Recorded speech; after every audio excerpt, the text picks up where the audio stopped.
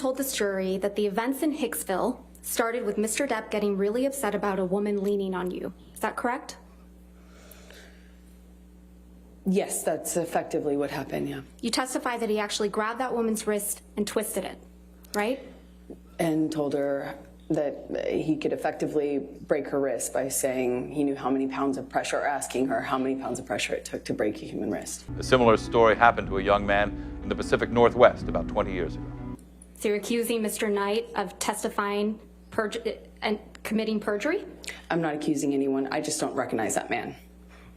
You heard Mr. Knight testify that it was actually you who was upset with Mr. Depp spending time away from him. Isn't that correct? How would he know? He wasn't there. Is it possible this story is true? Well, I never did that. We heard testimony from former TMZ employee Morgan Tremaine yesterday, correct?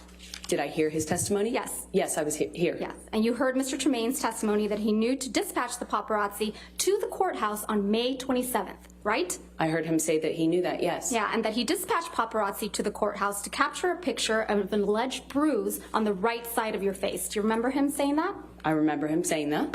Was this story inspired by an actual event? Now, the video of Mr. Depp beating up some kitchen cabinets, you admit that you took that video, correct? Yes, I did. All right. And you acknowledge that the video was released online the day before you were deposed in connection with your divorce from Mr. Depp in August of 2016, right? I believe it was, yes. But you testified that you had absolutely nothing to do with the video's release, right? Absolutely not. And you testified that you learned about it when you landed after flying into LA.